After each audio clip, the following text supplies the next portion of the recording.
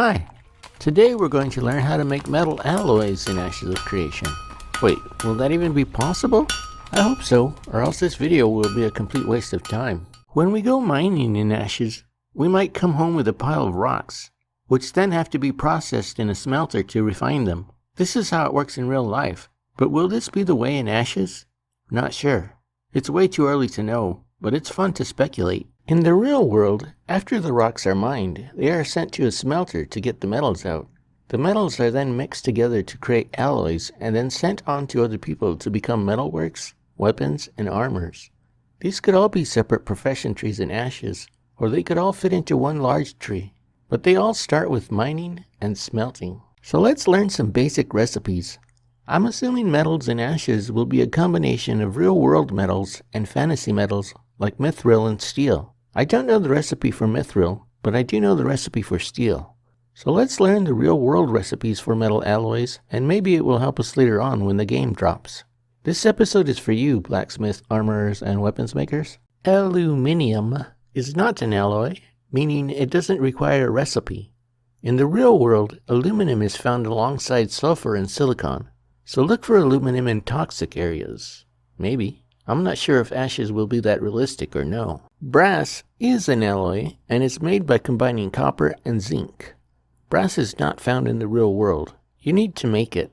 See how this works? Bronze is harder than brass, and it's also an alloy.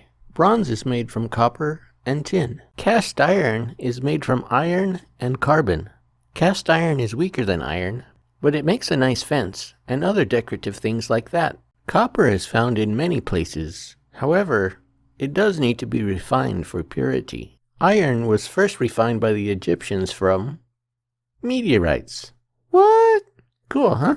Will there be meteorites on Vera? I mean, we do come from the stars. That's something to think about. Lead is found deep within mines, but I discovered an interesting thing while doing research for this video. Many metals are found alongside sulfur, so maybe the toxic areas on Vera will be good for mining. I would have thought it was only the mountains. Interesting. Nickel is a combination of copper, silver, and zinc. Another interesting thing I discovered while making this video is that Sunday is Fly Your Airplane Over My House Day. So if you have an airplane, come fly it over my house while I'm trying to record audio. It's fun. Pewter, a metal found commonly in drinking vessels and other household things, is made up of tin, copper, lead, and antimony. Rose gold is made up of gold and copper. I threw this one in here to demonstrate how frequently copper is used in recipes. It seems copper will be very popular on Ashes. Now we get to a couple of confusing metals. Silver and sterling silver. Silver is a metal, while sterling silver is an alloy. The difference is that silver is soft and makes for great jewelry, while sterling silver is harder and is used to make silverware, like forks and knives, water pitchers, and stuff like that. The recipe for sterling silver is silver plus copper. Yes, our old friend copper again. Another pair of confusing metals are steel and stainless steel. Steel is made from iron and carbon, while stainless steel is made from iron, chromium, carbon, and molybdenum.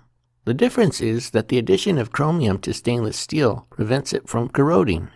Steel was invented first. Another interesting thing I learned while doing research for this video is that many of these metals were first created in Turkey. You go, Turkey! Woohoo, Turkey! Lastly, we get to the most famous metal of all, mithril. How can we play Ashes without mithril? It has to be in the game, right? Mithril is found in the Den of Dragons. So, maybe we can only get it from a monster drop. That would be cool. And that's the episode for today. If I left out any of your favorite metals, leave them in the comment section below. I know this video doesn't cover everything, but don't worry, there will be follow-up videos as we get closer to game launch. Don't forget to subscribe so you don't miss them. Thanks for watching!